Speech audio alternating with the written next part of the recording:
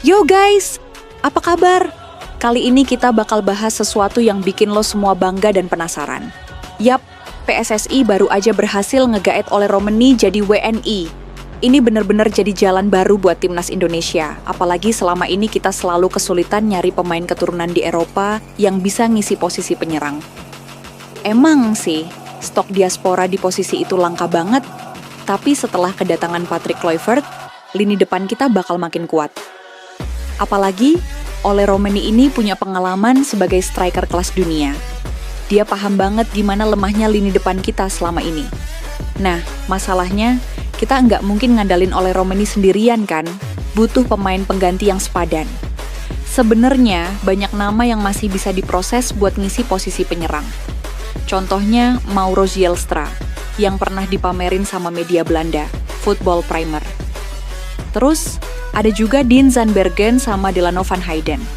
3 penyerang keturunan ini udah jelas asal-usulnya, tapi sayangnya PSSI belum pastiin minatnya. Nah, di sisi lain, negara tetangga kita, Malaysia, juga lagi sibuk nyari pemain naturalisasi, khususnya buat lini depan. Mereka bahkan sampai ngeproses 1 striker dari liga lokal yang umurnya udah melewati masa prime. Media lokal sana sampai bilang, pemain itu udah uzur. Waduh, gimana tuh?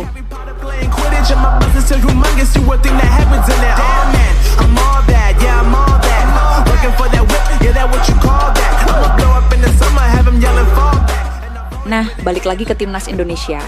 Ole Romeni diprediksi bakal jadi tumpuan utama di lini depan. Atributnya sebagai penyerang lumayan komplit, apalagi postur sama visinya udah teruji.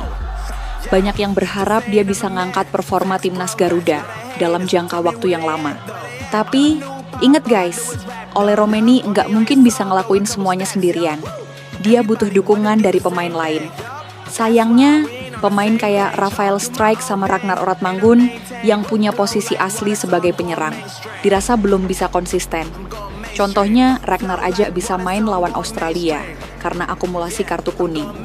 Sedangkan Rafael Strijk dinilai belum terlalu matang, apalagi dia kesulitan dapetin menit bermain di klubnya, Brisbane Roar. Selain mereka berdua, pemain lokal kayak Egy Maulana Fikri sama Yandi Sofyan juga bisa jadi opsi. Tapi, ya, mereka nggak selalu main di posisi penyerang. Nah, buat lini depan calon peserta Piala Dunia, tentu aja kita butuh pemain yang benar-benar top. Makanya, sekarang mulai bermunculan nama-nama baru diaspora berdarah Indonesia.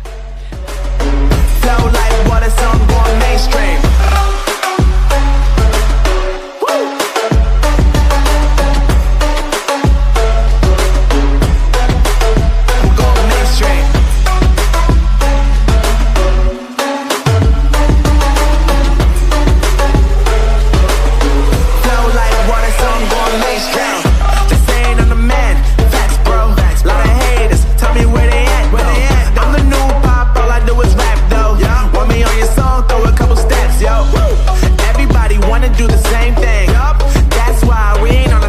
Contohnya Mauro Zylstra sama Miliano Jonathan yang udah nunjukin minat buat gabung timnas. Terus ada juga Delano van Heyden sama Dean Zandbergen. Delano ini pemain muda berusia 20 tahun yang main sebagai attacking midfielder di FC Volendam U21. Meski masih muda, statistiknya udah sering bikin tim utama kepincut.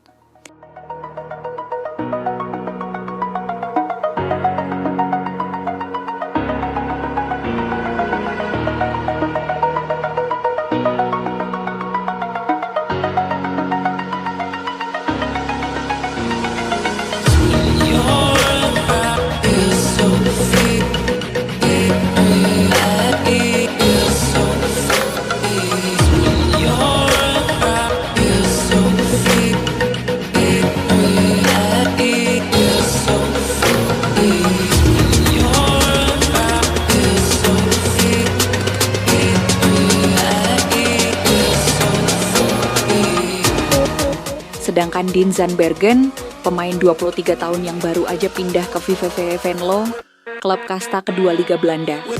Dia udah cetak 27 gol dan 12 assist dalam semewel 7 laga sepanjang karirnya. Keren, kan?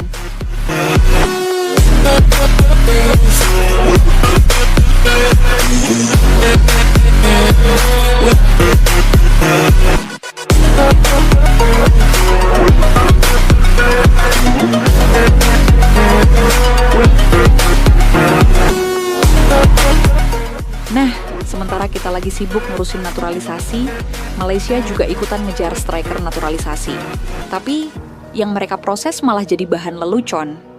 Yap, mereka ngincer Bergson Berg, striker asal Brazil yang udah berumur 34 tahun.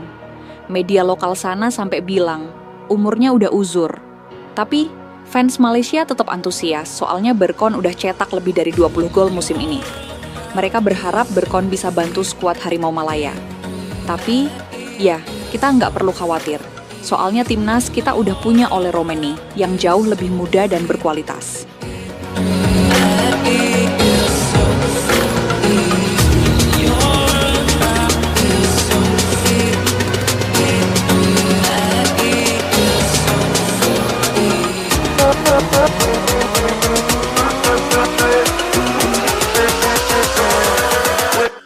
Vietnam juga ikutan nyinyir, guys.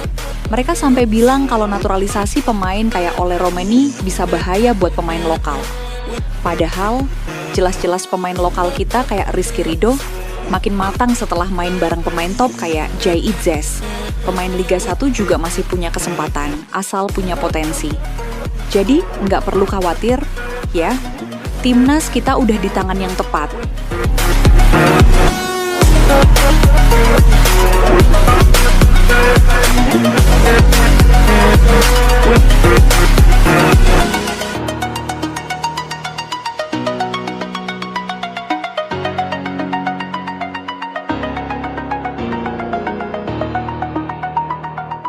Jadi gitu guys, cerita lengkap soal naturalisasi pemain timnas Indonesia, mulai dari kedatangan Ole Romeni, potensi pemain